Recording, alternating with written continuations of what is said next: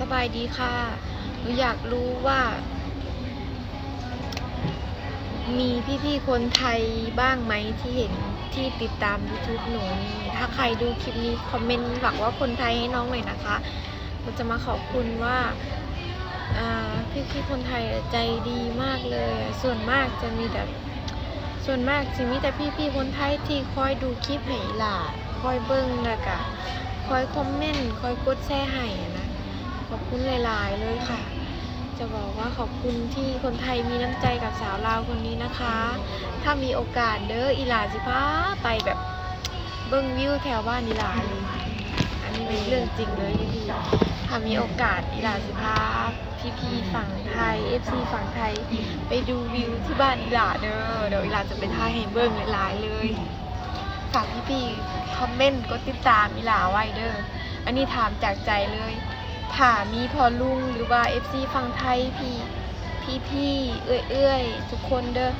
ที่ได้เห็นคลิปนี้นะฝากคอมเมนต์ว่าคนไทยจะ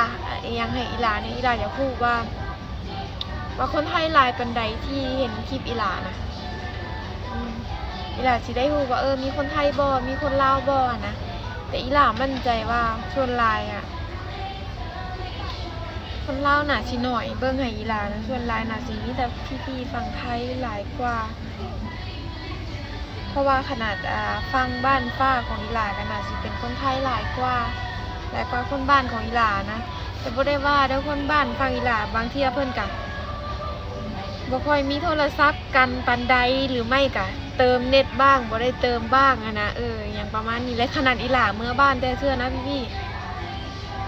ฟังลาวน่ะเน็ตมันแบบชอบตัดนะบางเทื่อไฟดับแหละก็บ่เข้าใจคือกันบ้านอีหลานะบ้านอีหลานะบางเทื่อไฟดับแหละแล้วเน็ตหายเลยนะพี่โพสต์คลิปกับบ่ได้นะก็บ่เข้าใจคือกันว่าเป็นเพราะหยังเวลาแบบไฟดับแล้วเน็ตหายโพสต์คลิปบ่ได้เบิ่งเน็ตก็บ่ได้ อีกอย่างนึงนะพี่เวลาผ้าแตกฝนตกแบบนี้นะบ้านอีหลานะต้องแบบปิดเครื่องไว้เบิดเลยนะเพราะว่าอย่างย่านผ้าเนี่ยพี่ผู้เฒ่าบ้านข่อยแม่พ่อข่อยนะโอ้ยฝนตกเลยผ้าดังแล้วปิดเครื่องแม่สิเราเลยหันข่อยลิ้นโทรศัพท์อยู่กะปิดเครื่องไว้ผ้าแตกอยู่นั่นนะสิไปลิ้นเดี๋ยวผ้าว่าสันเพิ่นบอกนะนี่เลยได้แต่ว่าอยู่ประเทศไทยนี่บ่ต้องย่านฝนตกผ้าแตกก็นอนลิ้นโทรศัพท์ไฟดับก็ยังมีเน็ตอะไรอยู่ประเทศไทยไฟดับคือมีเน็ตอยู่ประเทศลาวบัดไฟดับแล้วเน็ตหายเบิดเลยบ้านข่อยนะมันต่างกันก็ตรงนี้แหละเนาะเจ้าเนาะแต่ว่าอย่างก็คือกันเบิดนั่นแหละแต่ว่าต่างแค่ตรงแบบข่อยก็บ่เข้าใจว่าในเน็ตนี่เวลาไฟดับกะบ่มีเน็ตฝนตกผ่าเหลื่อมกันประเทศลาวบ้านข่อยอาจสิบ่มีแบบสายล่อไฟฟ้าเนาะมันสายล่อฟ้าคือเมืองไทยเพิ่นน่ะนะเมืองไทยเพิ่นอาจสิมีสายล่อฟ้าแต่ว่าบ้านข่อยเดี๋ยวนี้ก็พัฒนาขึ้นหลายนะพี่ก็อยากให้เจ้าเห็นเจ้าเห็นเจ้าก็สิบอกโอ้มันเกิดพัฒนาดีกว่าแต่ก่อนหลายเลยเดี๋ยวนี้